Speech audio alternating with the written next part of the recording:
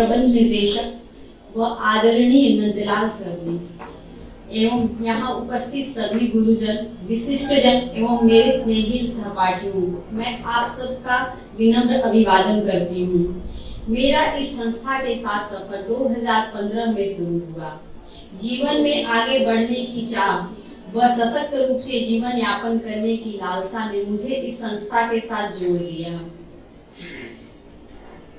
शून्य से आज सफलता की इस यात्रा में अगर नंदलाल सर मेरे साथ नहीं होते तो ये संभव नहीं था।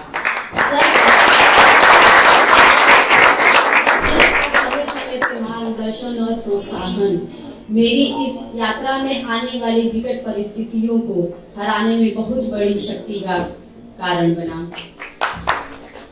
सर ने बहुत बार मेरी आर्थिक जो असमर्थता था उसका भी उन्होंने भरपूर सहयोग किया और मैं जहां तक जानती हूँ इस संस्था में बहुत से ऐसे स्टूडेंट पढ़ते हैं जिनको अगर सर जानते हैं कि उनके साथ ऐसी कोई समस्या है तो कभी भी किसी के साथ जाहिर नहीं होने देते हैं और उसे भरपूर सहयोग करते हैं।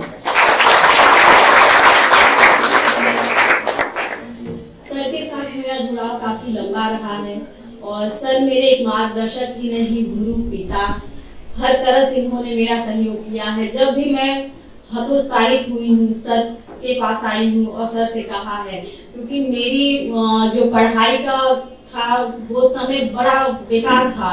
ग्रेजुएशन करने के बाद करीब मेरा 10 साल तक रुका, फिर बीएड किया, एमए किया, फिर सर के साथ में जुड़ी। प्राइमरी में जब मेरा 2011 में सिलेक्शन नहीं हुआ, टेट निकालने के बाद भी मेरा वो टेट की मेरिट नहीं अच्छी आई, तो फिर सर के साथ मेरा जुड़ना हुआ।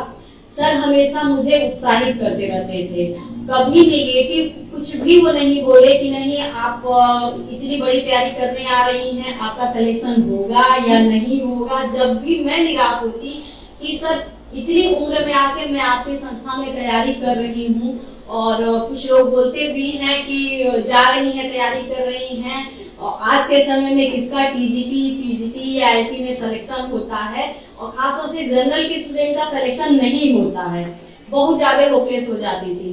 सर बोलते थे नहीं बनना, आप घबराइए नहीं, आप केवल अपना काम करिए, ईमानदारी के साथ अपना काम करिए और उसका परिणाम ऊपर ईश्वर बैठा है वो आपको देगा। सर के निर्देशन में मैं इसी तरह अपना निरंतर पढ़ाई करती रही। 2015 से जब तक मेरा सिलेक्शन नहीं हो गया कोई भी ऐसा दिन नहीं था कि मैं घर बैठी हूँ, मैं रोज आती थी। कभी कभी ऐसा भी होता था कि कोई स्टूडेंट नहीं आता था और मैं आके बैठ जाती थी, सर को मजबूरी बस पढ़ाना पड़ा था।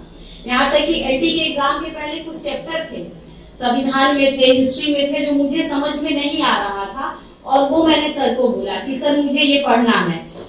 जुलाई का महीना था, काफी उमस था और काफी अंधेरा भी था, जो पुराना वाला क्लास चलता था ऊपर का, उसमें सर ने अपना मोबाइल का टॉर्च जला के और वो दोनों चैप्टर सर ने मुझे क्लियर कराया और अंत तक सर बोलते रहे कि आपको जब भी कोई परेशानी हो, जहां हो, आइए और मुझसे समझिए। सर ने निरंतर सहयोग किया। सर के बारे में क्या कहूँ, सर करुणा, दया और ज्ञान के भंडार हैं। एक शिष्य का इतना सामर्थ्य नहीं है कि वो अपने गुरु को शब्दों में बयान कर सके। मेरी इस सफलता का श्रेय ईश्वर की असीम कृपा, नंदलाल सर का साथ, दोस्तों और परिवार को जाता है। मेरी सफलता का सहभागी बनने के लिए आप सभी को तहे दिल से धन्यवाद। मैं यहाँ बैठे भावी प्रतिभागियों से बस इतना कहना चाहूंगी कि आपका संतुलित व्यक्तित्व और आपकी दृढ़ इच्छा शक्ति ही आपको सफलता के चरम उत्कर्ष पे पहुंचा सकती है। इसलिए मैं अपनी बातों को निम्न पंक्तियों द्वारा विराम देना चाहूंगी, जो श्री रामधारी सिंह दिनकर जी की कविता से ली गई है कौन दिन ऐसा जग में टिक सके वीर नर के मग में, खम ठोक ठेलता है जब नर पर्वत के जाते पांव उखड़, मानव जब जोर लगाता है पत्थर पानी बन जाता है। धन्यवाद।